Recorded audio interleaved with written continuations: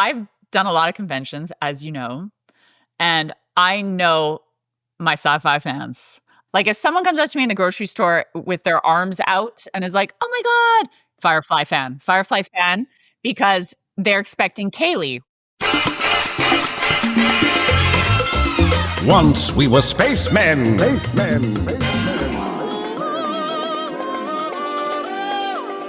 I tend to play weird people, usually aliens and robots and things that don't have romance.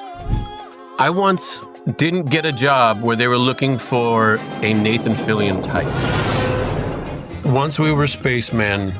Once we were spacemen. By way of intro, Alan, here we are. This is episode 2.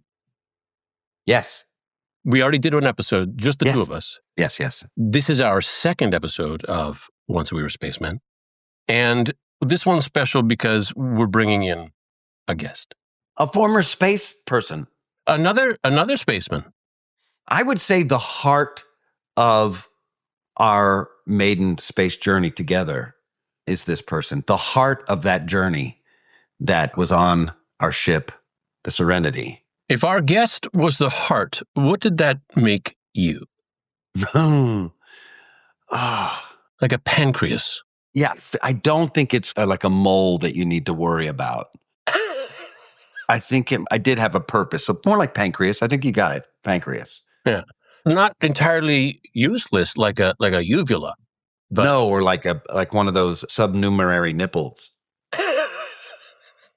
Or is it subnumerary? Or I think I don't know. This is a word I've never heard before. It means an extra nipple. Well, you can just say third nipple. No, I'm saying it wrong. I'm just gonna have to just look this up real quick. Extra nipple, Alan. Third supernumerary nipple. That's what I meant to say. Sounds like you're gifted with that. You know, that's supernumerary. That's not a good. So she was the heart of the ship, you're saying? Yes, and she suggests it's one of the females, because you could have said that Book was the heart. I think Book was the soul. Thank you very much. Absolutely. He was the soul. What do you remember about the first time you met our first guest? What do you remember about meeting her? She was sweet. And funny. A lot of people are sweet. Funny, that's rare. It's rarer. Mm-hmm. I also found her to be because she was young, right? Incredibly competent.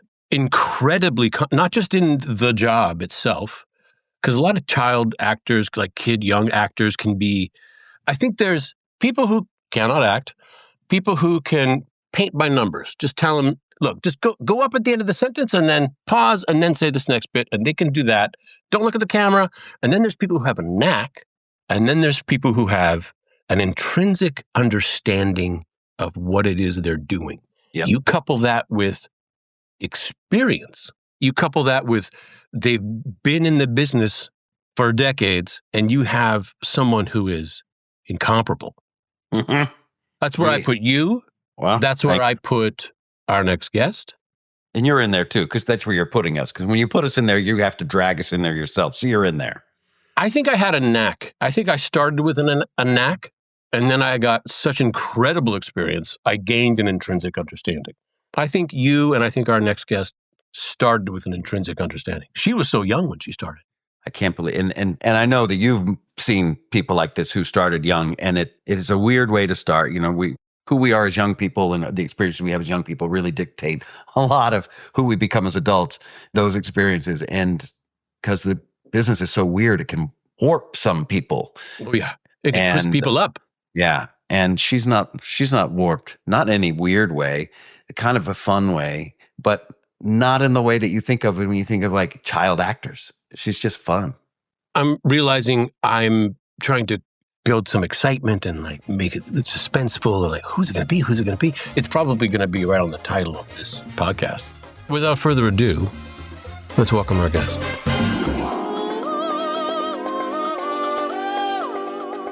So, Jewel Staite, let's start out with just you in general. Are you surprised if people don't know you're Canadian? Do people find out you're Canadian and go, oh? Yeah. I think so. I mean, yeah, that's a funny thing, isn't it? People are shocked and surprised to find out. I'm so public about when I'm Canadian. Yeah. And people find out I'm not Canadian. Where you been? You have all the ethnic markers on your face. You wear it, Right? You look Canadian, the two of you.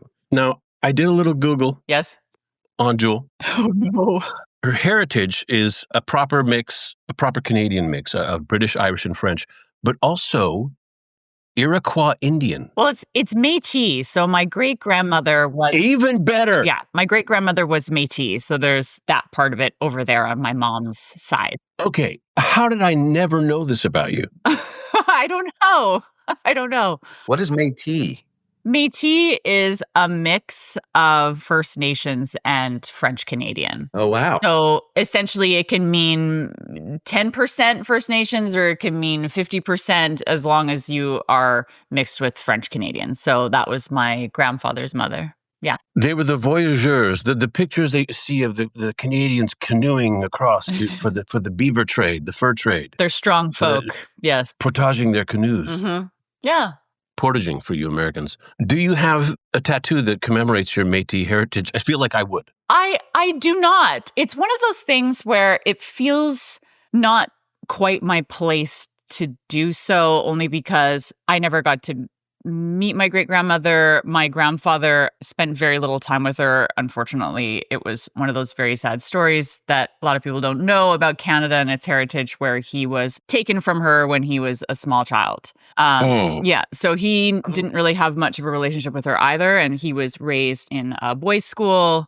Never really knew his mother. He was separated from her at the age of 6, I believe. So the darker side of Canadian history. Yes, and was put into a school. That whole very sad history of Canada. So It's separated because of the because of her heritage. Yeah, the heritage. That's right. Yeah, it is a dark part of Canadian history. But what a wonderful thing to learn. I had no idea. I just feel like I would have talked to you about it more had I known that about you. I've known you. How long have we known each other now? Well, we're talking. Firefly was 2002, 3. Oh, was it or was it earlier than that? I know I met you when I was 19 and I'm 42. So it's been a long time. I was to understand there'd be no math today. I was reading that as well, that you were 19 when you were doing Firefly. Yes. And kind of stunned that you were so competent, not only at your job, but at life itself. Yeah, I was the youngest. Everybody thought it was Summer, but Summer was older than me. So I was the youngest in the cast. She was 35. That's what a lot. She was, yes.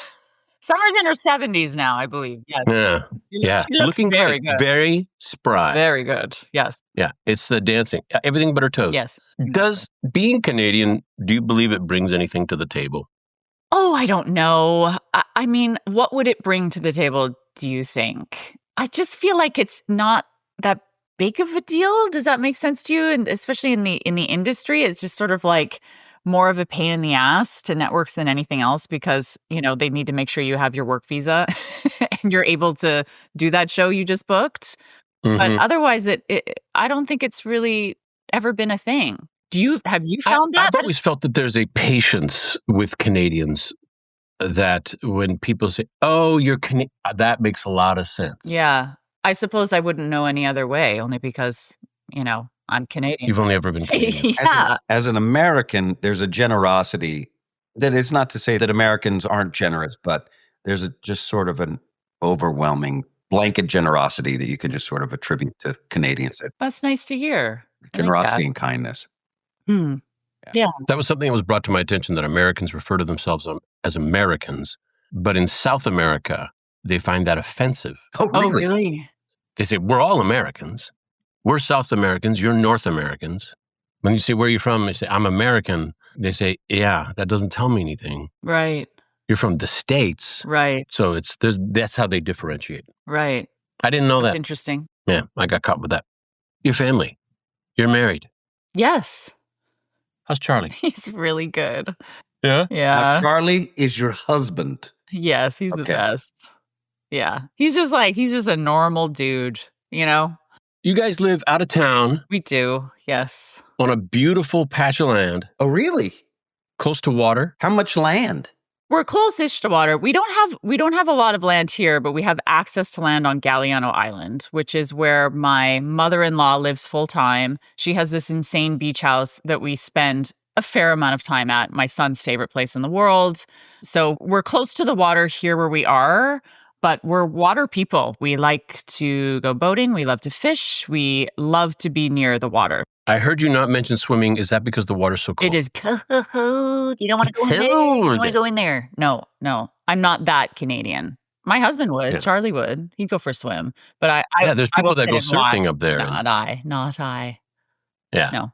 Now, which brings us to Wilder. It's his favorite place in the world. Is he an outdoorsy? Wilder is your other husband.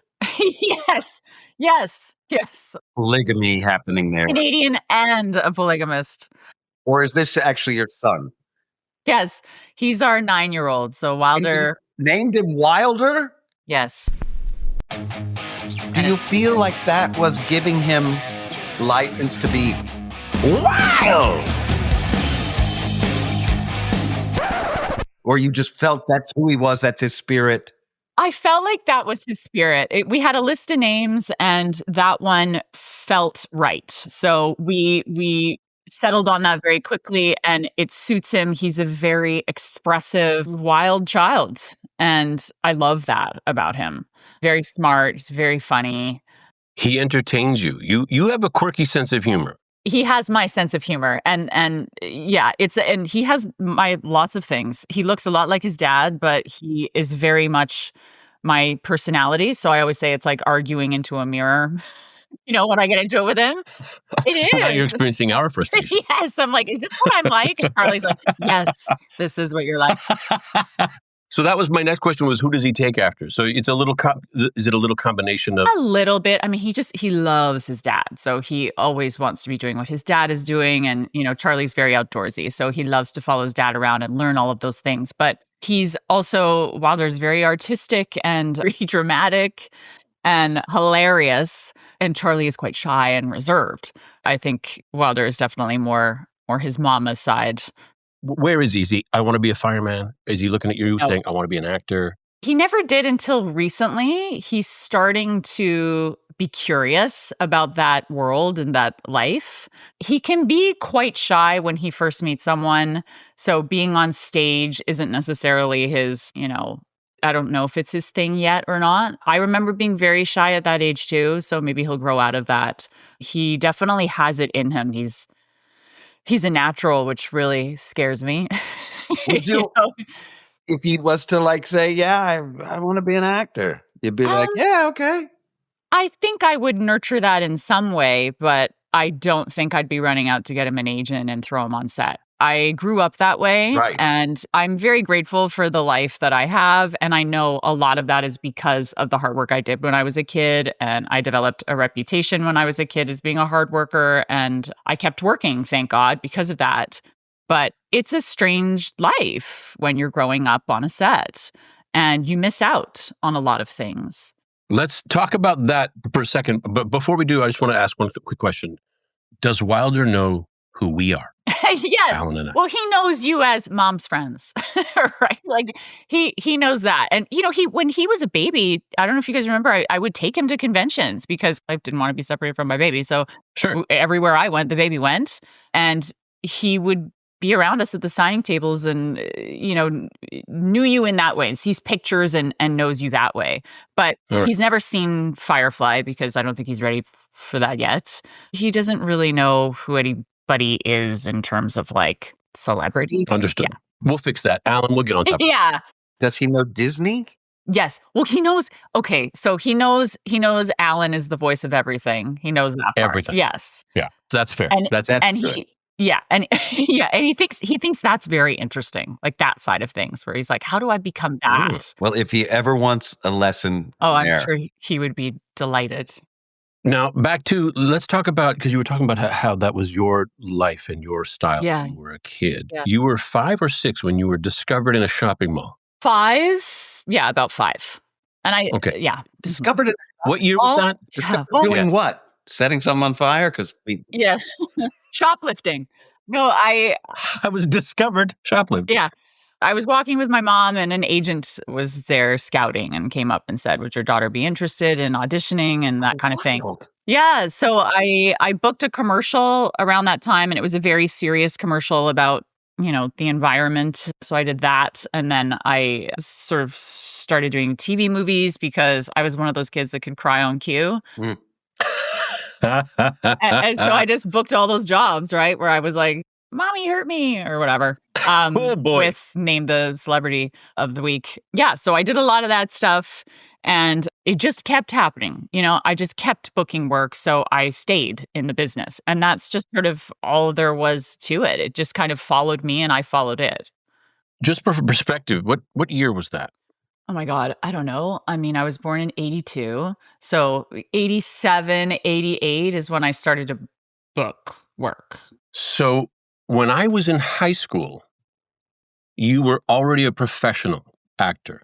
Well, yeah, I guess so. I just want to be clear because I do remember this about Firefly was when I met you and I learned how long you'd been doing it. I kind of think, it's a hard business, Nathan. You have no idea. Yeah. Your coffee and your cigarettes. I think I remember. I was floored. I think I remember being like, when they put us on Friday nights at 8, they gave us our time slot. And I remember being like, it's a kiss of death, guys. See ya. Yeah. Yeah. And I was You're the only one who knew it. But I knew. Yeah, I was like, well, great working with you. We're out.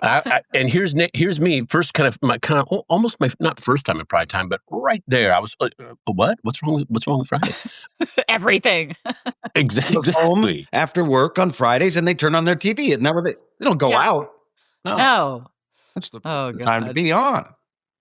Now, what does that do? You're a kid. You attend school normally, I imagine? No. I did elementary school for the most part normally. So I didn't miss much of it. I did kindergarten to 7th grade, mostly in school, give or take a few months here and there. The longest chunk of time I left for was in the 7th grade, I believe, and we left for 6 months. I had to go to Montreal to shoot a series. So I missed a fair amount of school. I had a tutor on set to help me. And then after that, I just kept booking. So grade 8, 9, 10 was with a tutor on set. And then I had a little break and I was dying to go to school. I wanted to go to high school because all of my friends from elementary school, and I grew up in the West End in Vancouver, it's a very small pool of kids. All of my friends went to high school and they all had all their stories and their, cliques and parties and proms and whatever. And I was missing all of that. So I was dying to go. So I enrolled in 11th grade. I went to school for a few months and then I booked another show. Wow. And I left. What does that do to the relationships of a young woman in junior high? You know what? Nothing. With kids who are looking at you going, I'm not going to know a real job for a decade. And you've been doing it for a decade. I was always that kid, right? I was always that weird kid who worked and disappeared for a while. And I grew up with the same kids. I mean, there are a few people from elementary school that are still my very, very best friends. So we stayed friends and they understood and kind of kept being my friend, which was so nice to come home after being away for months and have your friends still there waiting for you. So it wasn't so bad. It was just different. And I liked what I did. I liked working and I was having a lot of fun and I was living this amazing life. So it's not like I was sad about the stuff I was missing out on. It was just different. Since your relationships in school, you were seeing, or the people that you met in school, you had such a short time with them. Yeah. Did you find in your high school years, you had to be a fast woman? You had to make the most of a short amount of time. Well, kinda. Yeah. Yeah. Take me to prom. Basically, it was, I was trying to be all of the things, right? And I have a tendency of doing that now. I try to be all of the things until I just sort of exhaust myself and then realize you can't be all of the things. That'll slow down. That'll slow down with age. Yeah, I hope so. I'm definitely better now than I was a few years ago. Like I've learned a lot in the last 5 or 6 years, what it means to be a mom and what it means to work at the same time and all that. That's that's a different story. But yeah, I think more than anything, getting back to whether Wilder would want to be in the business or not. The only thing that would concern me is that there would be things that he would want to do as a regular kid that would be disrupted if he were to start working. And I can see in him that he likes to do those things. He likes to be a part of a soccer team. He likes to be around his friends and go to sleepovers and do all of that stuff, whereas it wasn't that important to me back then. But I can see that it's important to him. And I don't want him to have to sacrifice those things to be on set for 12 hours. That's the word I was just about to use. Was it sounds like there was sacrifice in your choice profession. Yes. Where does Vancouver Film School fit in?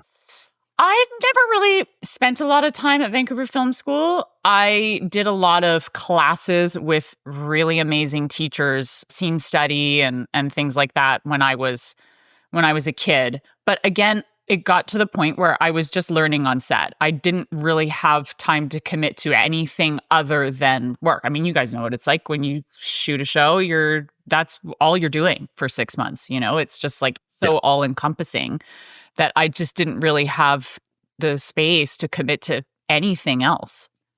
If you could go back to Vancouver Film School as a guest lecturer, what would you say? Hey guys, here's the part they're missing. Here's the part they should be telling you that you're going to need. Okay.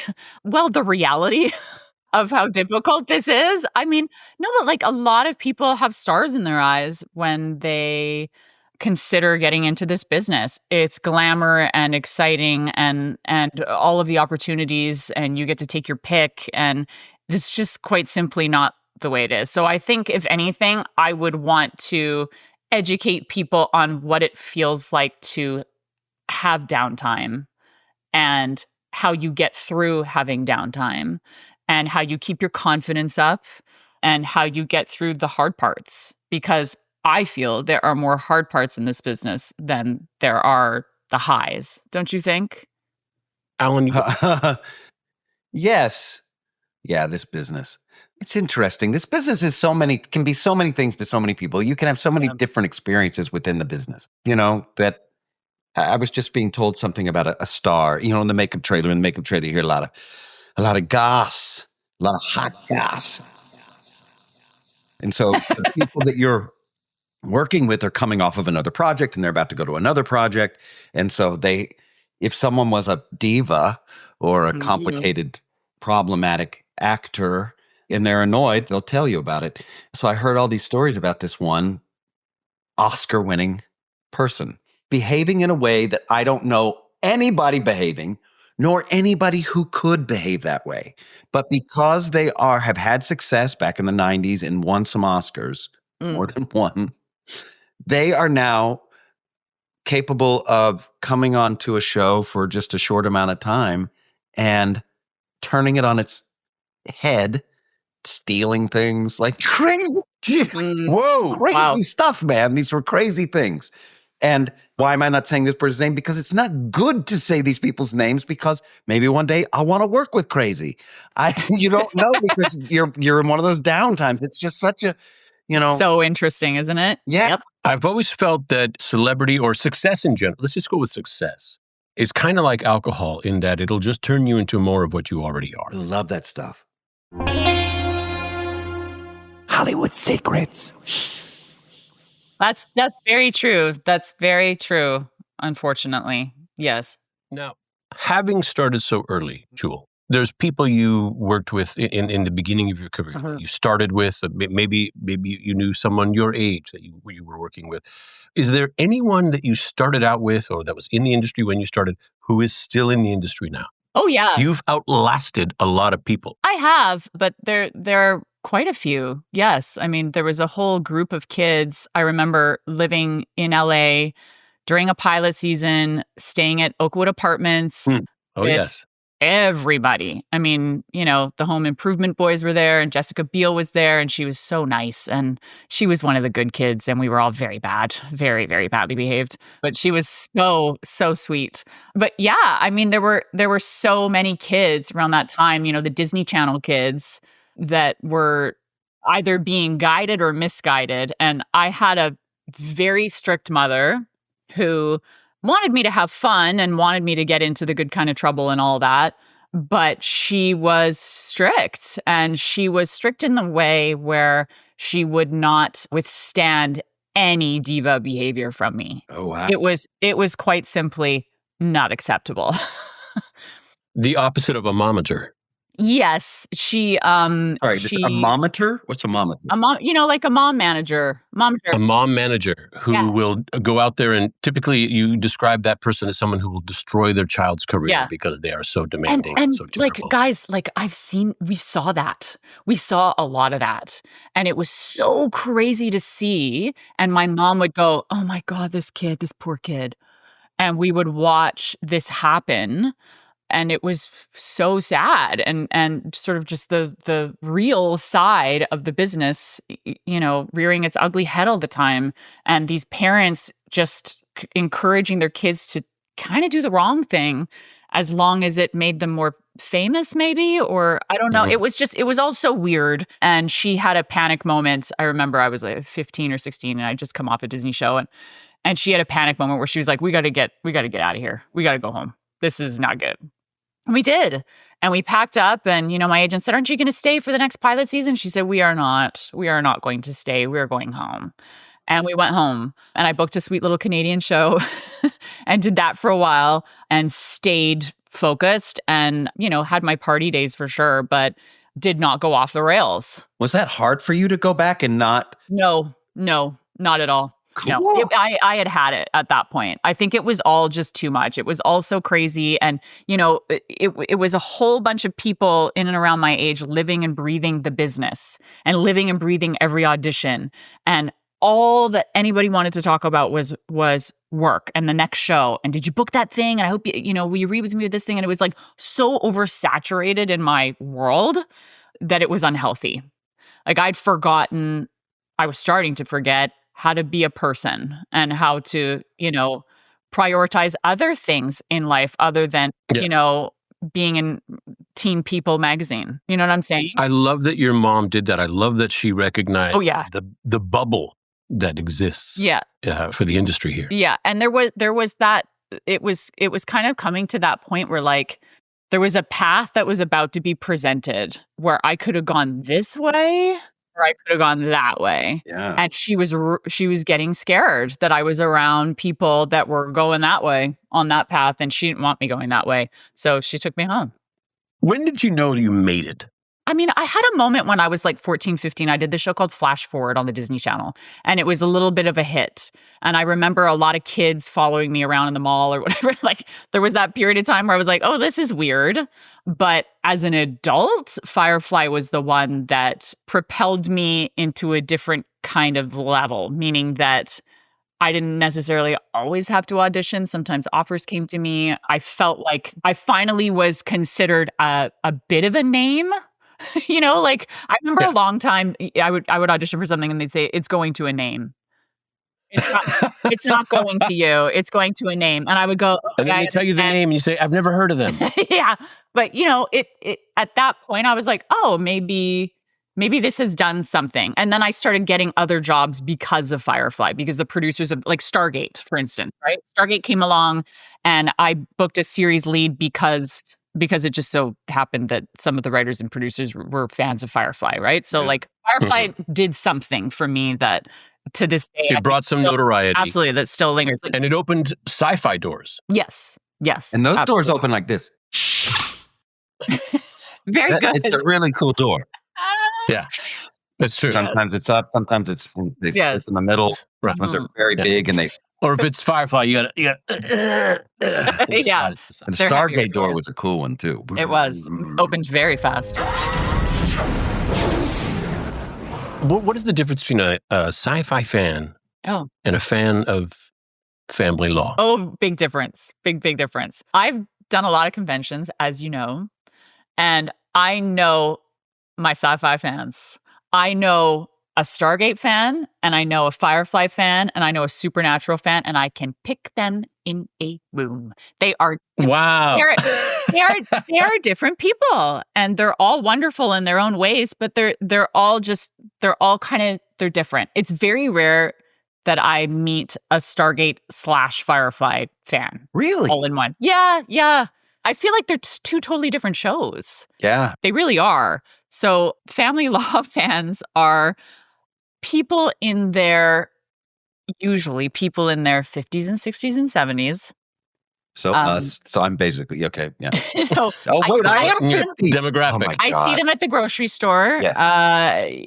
They are hilarious and really fun to talk to because they are very into the show and are very, very sweet. And I also play someone kind of scary on the show, so they're sort of intimidated by me, which is also really interesting. Like if someone comes up to me in the grocery store with their arms out and is like, "Oh my God," Firefly fan, because they're expecting Kaylee, right? Right. If it's a heart of the Family show. Law But fan, if they're pulling their kids away. yes, if a Family Law fan comes up like kind of frightened, doesn't know what I'm going to say. Hands up for defense. Yes, hands up for defense. Yeah, it's funny. It's very funny. Now, I think the impression that most people have of our industry is that we have our pick and choose of what we're going to do next. Are you going to do more sci-fi? Are you going to do Right. more like you pick, like you have? But that's not really the case. It's more Oh. opportunities open up in front of you. If you had your pick, if you could pick, would you bolt back to sci-fi? I mean, I really like doing sci-fi, and I feel like it's been a long time since I've done something like that. It's a fantastical world. You really get to do wild and crazy things that you wouldn't normally get to do in a procedural, like Family Law. So I miss it when I haven't done it in a while. But I mean, like you said, it's not like a lot of us can pick and choose. I say that Firefly was the show that changed things for me, but that's not to say I haven't had to fight tooth and nail for all kinds of jobs since then. And lots of jobs don't go my way all the time. I mean, the other day I was, my son, who really just knows how to put it away, I didn't book this thing and I was upset about it. I really wanted it. It was one of those ones where I wanted it too hard and it was annoying.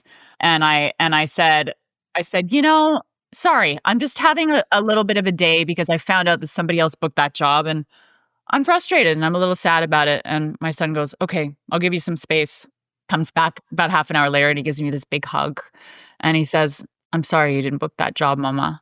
And I go, "Thank you, honey." And he goes, "But to be fair, you haven't booked a lot of jobs." Whoa! And I go, "Thanks." But like, he's right.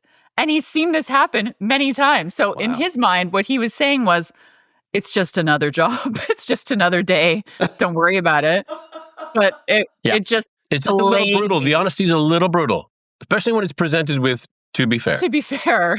Yeah. Which How is old is he using that 9. phrase? He's 9. There's Oh a my lot of God. phrases he uses that are mine, like "to be fair" is one, and then "I'm in hot water" is another one. He came on with that one the other day where he was like, "So I'm in a bit of hot water at school." And I'm like, oh my God. Listen, Mom, I'm not going to lie. You're great. But Yeah. It's very funny. But yeah, so I mean,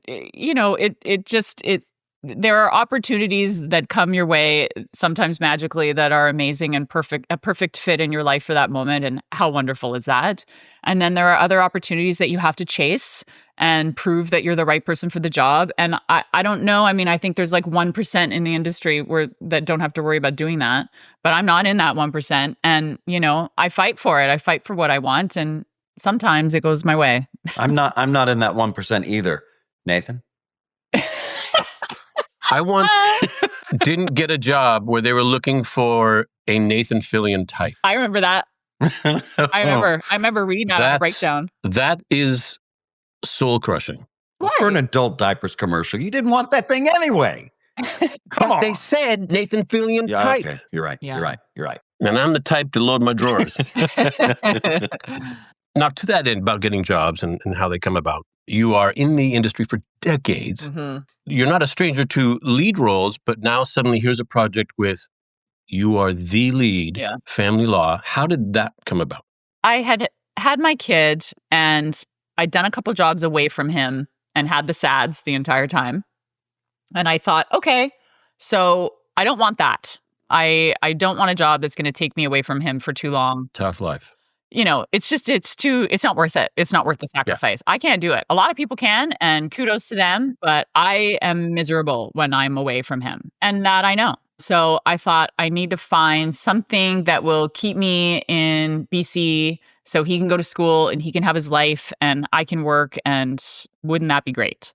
So I held out for a while, waiting for this magical job to come along. And then it came along and I read the script. I was in Mexico. We were on vacation and I read the script and I thought, oh my God, this is it. This is it. This is it.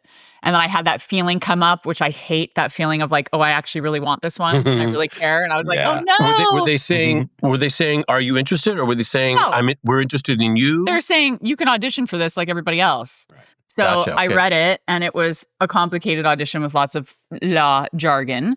And so we taped it in Mexico against the hotel room wall. On a topless beach, which I thought was at first was bold. Alan, I think that's why I booked it, because I was topless.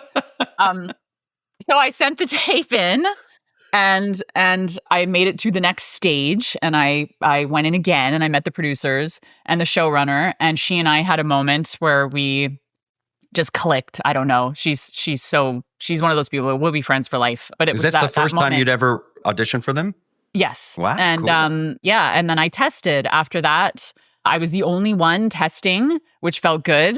Took away some of the nerves, but as you know, testing is hard. And I read with a bunch of other actors who were to play the siblings in the show. And then they called and offered it to me, and everything I wanted came true and fell into place. And cool.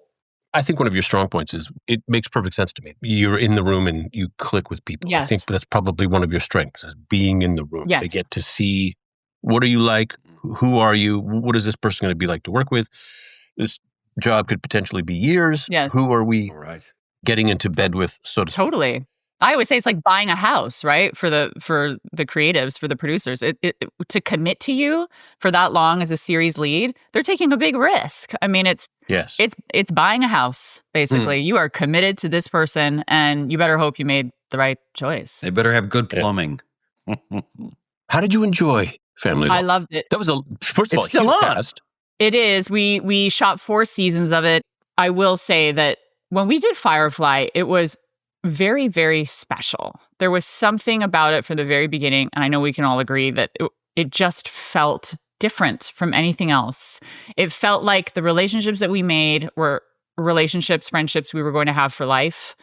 Agreed. And it really just, we knew in our heart that it was different and it was something to cherish and to appreciate while we had it.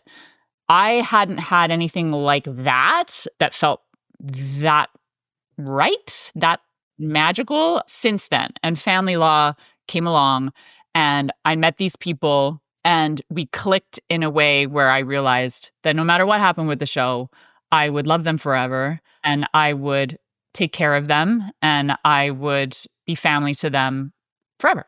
And that's what I was going to take away from the show. So no matter what happened, we had that. And it was totally magical from day one. We laughed every day, all day, and were there for each other and shared the workload very well. I was the number one, but I had people around me who were willing to pick up the slack and help me and support me in a way that I needed.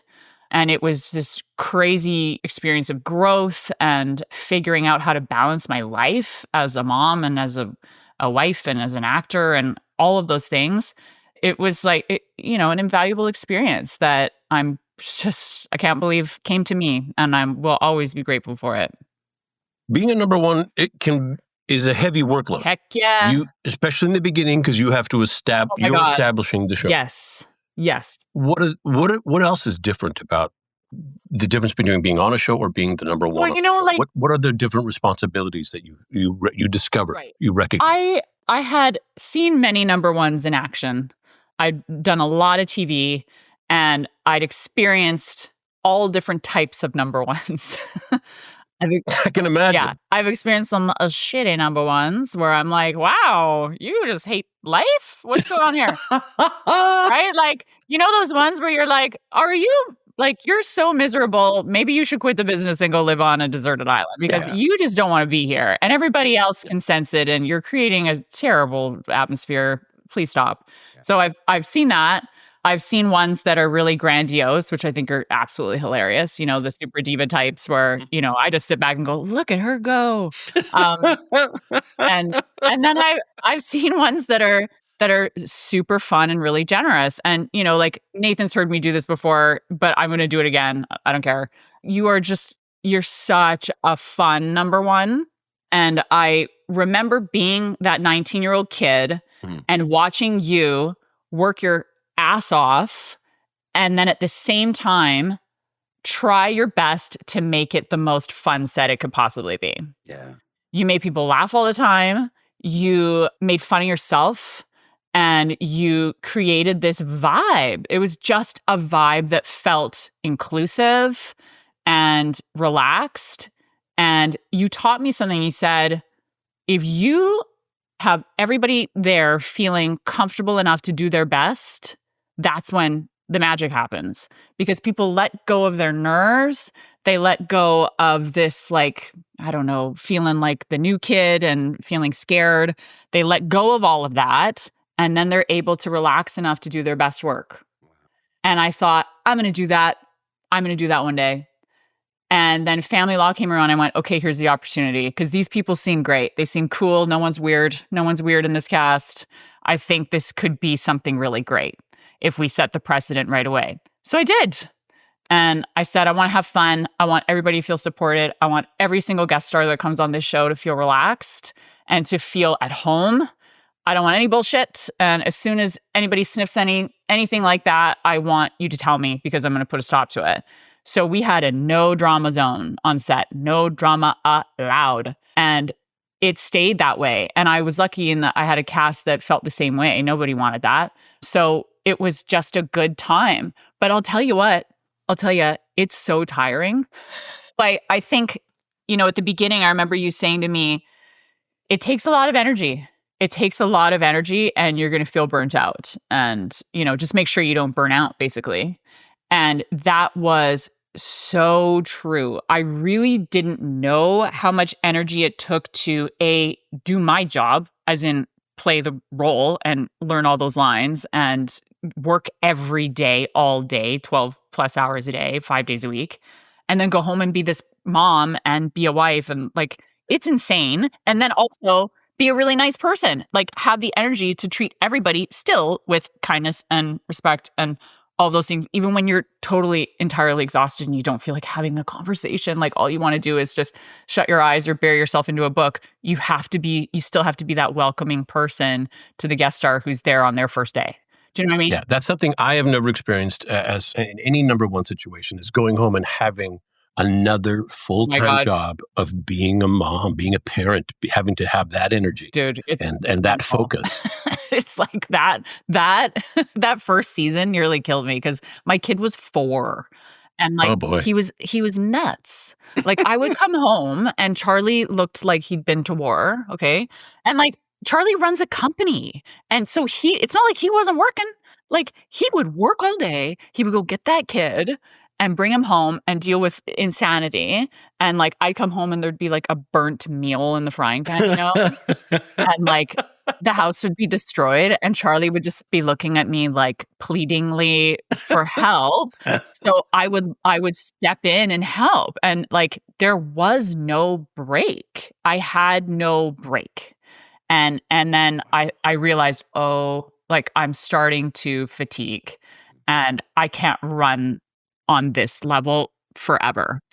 Where do you go? Well, basically what happened was I got through that first season because I was finish line, just get to the finish line. So I did. And after that first season, I was like, whoa, that can't happen again. That was too much. How do I figure out a way to balance this? How do I be all of the things to everybody? So season 2, I spent the entire time trying to figure out how to be all the things to everybody again, which was a mistake. And then by season 3, I realized there had to be less of a workload somewhere. So how do I do that? And so my producers and all the writers are so wonderful and amazing. We just figured out ways to give me a day off here and there. Cool. So basically every other week I would have one day off. And I knew that was coming, and that was, going to be my day with my family or sleeping, whatever the hell it is that I needed to do. And I had to learn to listen to myself and figure out what it is that I needed and not feel guilty about it. But those first couple of years were a grind for sure. the first couple of years, you can't say no. No. There's a part of it is I have to establish something here. I have to build a foundation. Yeah. Alan, similar situations. I mean, you have all these things going on, except for being a people pleaser. I definitely, I have you as a role model in number oneing. It's funny, there was back when we did Firefly, Nathan always has a camera. You've always had a camera. The digital cameras, whenever they came out, you'd be like, hey, check out this new camera. Look how little it is. And it gets 3 pixels or 2 pixels. I remember it was like, whatever the edge was, you were already there, the cutting edge. So I had all these pictures that were some that I had taken on set. And then also that you had taken, you'd shared them with me. I remember showing them to a friend and they were looking through them. And there's one of you, Jewel, you've probably seen it, where you're in your trailer door, you're like in shorts, and you're smiling. And my friends saw this, and they're like, my God, look at how these people look at you. They love you. It's like, no, that's Nathan. No. Yeah, this one who looks a little scared. That was me. This one's a little annoyed. Yeah, that was me. No, but they did say that about you, because every picture that Nathan took, the people were like, there you are. Hey, there's my guy. Yeah. I think that was our natural state on Firefly, our Jewel Staite. Thank you. If you might. Yeah, but yeah, you had a lot to do with that from the very beginning. Saying, all right, that guy's name is Tom, that guy's name is Alan. Whoever learns the entire crew's names first wins, and I'm already winning. Yes. And so we started learning the crew's name, and that was a huge thing for the whole, we all got together as a group, as a crew, as we were one thing, People appreciate that you notice them. I think a lot of, you can get caught up in your own department. I'm going to give you guys a new one that you can try out. So you'll know your crew, and then there'll be a new face that you don't recognize. You walk over and you say, oh, hi, I don't know you yet. My name's Nathan. You are? And they'll tell you their name, say, what are you doing for us today? And they'll say, oh, I'm the new second camera assistant. Oh, that's wonderful. Great. Welcome. We're so happy to have you. Then turn around to everybody and say, hey, everybody, new guy, look me right in the eyes. Matt, right here. And then everybody in the crew goes, oh, sorry, Matt. That was great. Remember Matt? Remember when he used to work here? And they'll like shuffle him off. Oh, God. It's kind of a hazing we do. I like that. Have you ever had this experience? It's only funny though when everybody goes, oh. Have you ever gone and go, sorry, sir. Hey, new guy. My name is Nathan. And you are? They go, I've been working here for 2 years. You haven't. I'm not saying that's happened to me, but not ringing a bell. I've worked here for 2 years. Oh, God. Now, my experience is a little different. This show's, the first season especially, I did get that. I was really part of, pushing the show and the face of the show and all of that. But it's changed. It's much more of a group. The creator of the show, Chris Sheridan, has always said he wants it to be an ensemble show. He doesn't want it to be Resident Alien, just about an alien. It wants it to be about a town of people that an alien happens to live in. Yeah. And so I work very little this season, and it's not because I've asked for the time off. It's just not in the show. Though, Alan, you are the actor who looks at something and goes, this is good. But you know what's better? Mm-hmm. You see the opportunity for quality to go up, and then you cannot rest until that quality is achieved. And Chris has been great about that. I mean, I can't not do it. Yeah. I can't go do a scene that I'm like, if I said my line first, then you said your line, that's a funnier delivery of what would happen here. Right. Or if we put in this device, there's a comedy device if we put the idea here, because because sci-fi comedy is so much fun. It's so much fun to write, because I go to you can make your own rules. Yeah, exactly. Yeah. And because it's a comedy, I was just working with Edie Patterson, who plays the bird, the love of my life. And she, you may know her from Vice Principals, that was on HBO. And then she's also now on the other Danny McBride show. The show Alan is thinking of is The Righteous Gemstones. The Righteous Gemstones. Gemstones, yes. We had to make out. And I saw that scene. Yeah, right? We were spitting in each other's mouths at one point. It was insane. It was over the top, and then you took it. Yeah, it says they kiss, it gets out of control was the only thing it said in the script. And I said, yeah, well, let me just tell you, in one of the takes, I would love it if you, because she had these sunflower seeds that she was eating, because she's a bird alien. But she was in her human form, and so she had these sunflower seeds she was eating. And I said, at some point, could you just eat a bunch of sunflower seeds and then just regurgitate them into my mouth? She goes, got it. I know which level you're ready for.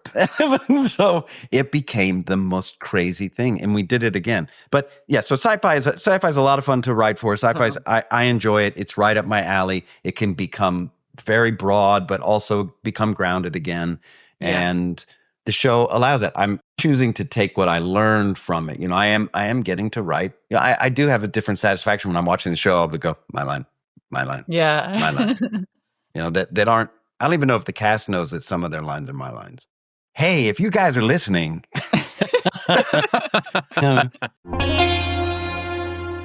Hollywood secrets. Jewel, we talked about your sense of responsibility to how things run, but now we're talking about story. Did you also feel a sense of responsibility to story? Like you're looking at a script saying, "Ooh, our relationship isn't that yet. What if we did this instead?" Haven't really had to do that at all. No, I think with Family Law, it's very well written, and the writers have a concrete plan, and it's fun to read the scripts and go, "Oh my God, okay, I didn't see that coming." So yeah, I never, I on that show anyway, I'd never felt the need to say anything in terms of what my character would do or not do.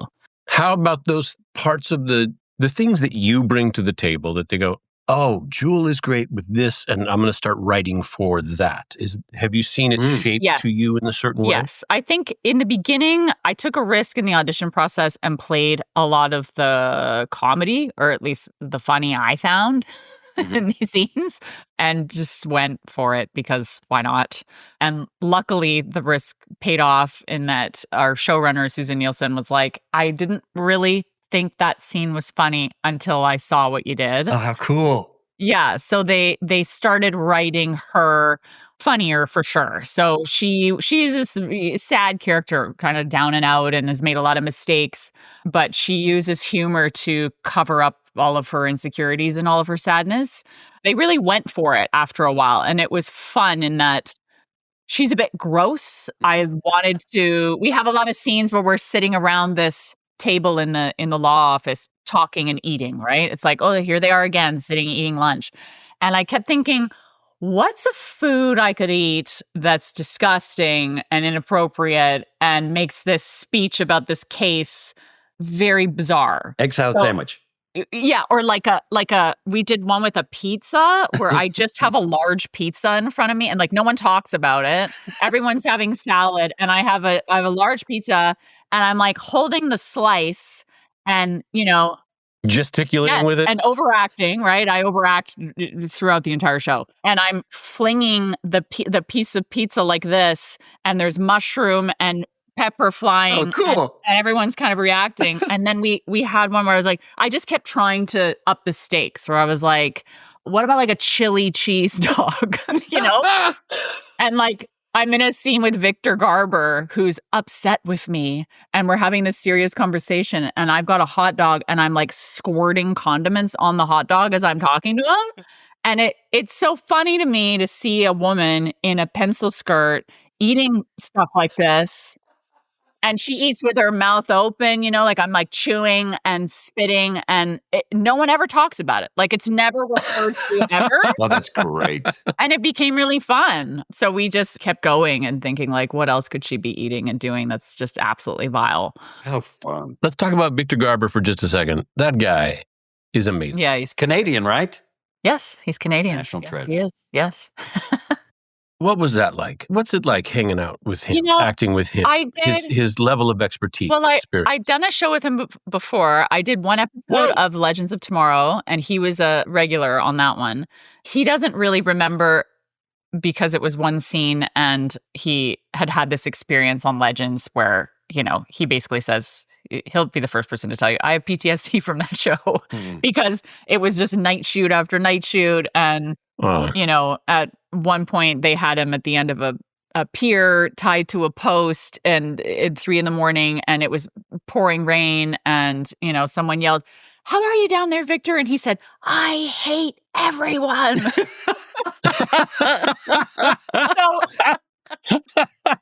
So when I met him, I said, actually, Victor, we've met before. I did a stint on Legends. And he went, "Oh, God, I've probably blocked that out, darling. I'm sorry." And I said, no, that's fine. And right away, he was very self-deprecating and very funny, extremely professional in that if you are not there on time, you're, 10 minutes late, essentially. He is on the ball at all times. Cool. And you better be as well. Oh, cool. So it's kind of exhilarating to be in a scene with him, especially, our characters fight a lot. So when you have Victor Garber inches away from your face, very upset with you, it can be quite intimidating because he brings it. That's great. But at the same time, he became kind of like a dad. He would be over at our house on the weekends, and my son would insist on sitting next to Victor every time we had a meal or went out to a restaurant or whatever. And he became a fixture in my life, and I just love him very much. Now, I told you I asked you if you would ask him when I was in Rome for a day on my own. First time I'd ever been to Rome, I was down a crowded street.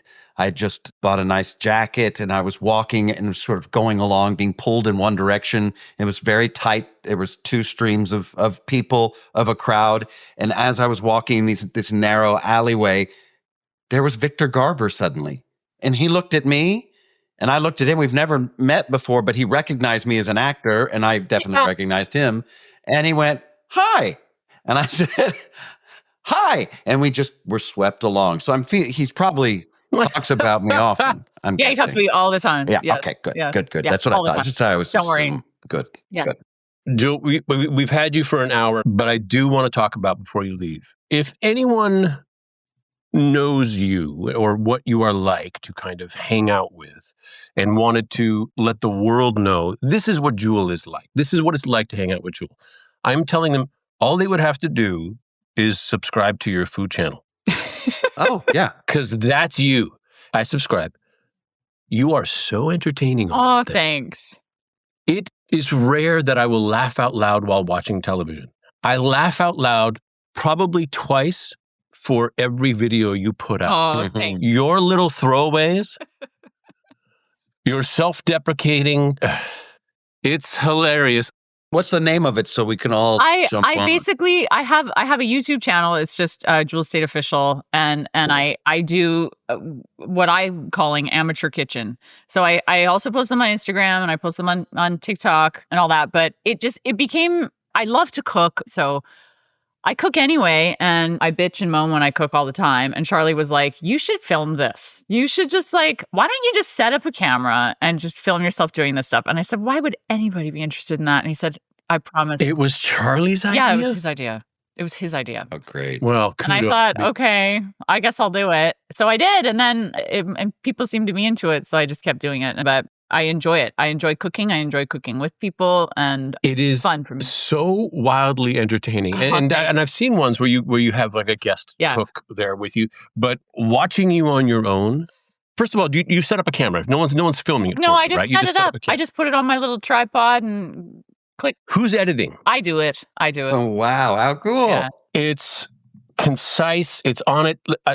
There's one I'm remembering you saying, and then you can put a little fig jam on this. People say, "Why do you like fig jam?" So I'm telling you, I go through this faster than I go through wine.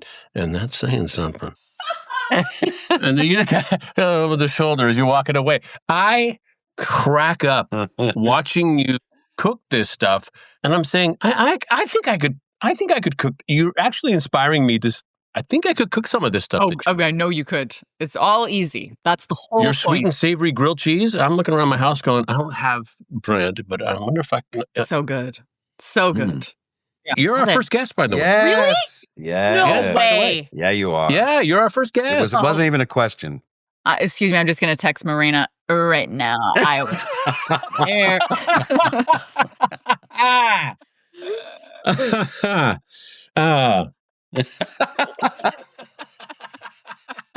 You imagine? "Hey, bitch, me again." Guess what?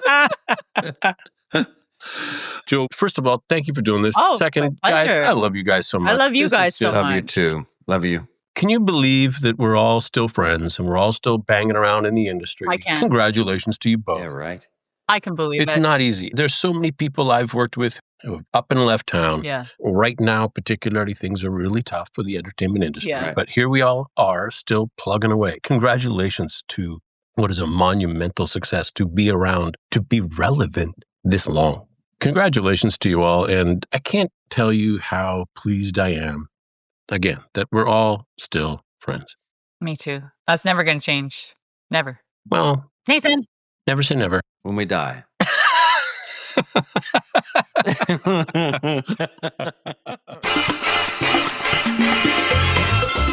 Hello, and thank you for listening. This is Nathan Fillion. Now is the part where I read aloud the credits for our show in my best telephone voice. So, put on some headphones, lay back, and relax, because this is our time. If you haven't yet, you can always head over to our Patreon to get bonus content, longer episodes, and a chance to get your hands on some incredible crap. If you loved the show, please leave us a review and feel free to tell all your friends. If you didn't love the show, now is the time for quiet contemplation. Once We Were Spacemen is a Collision 33 production. Some of the names I will mention are my favorite people in the world, and some of them have room for improvement. You know who you are. If you hear your name being read, please stand up. This show is produced by Siobhan Homan and Josh Levy of Collision 33. We are edited, mixed, and produced by Resonate Recordings, with special thanks to Courtney Blomquist and Adam Townsell. Our theme music is done by Carlos Sosa and Joshua Moore. Artwork by the incredible and incomparable Louis Jensen. But I'm going to tell you right now, I think he fakes his accent. Until next time. I was to understand there'd be no math today?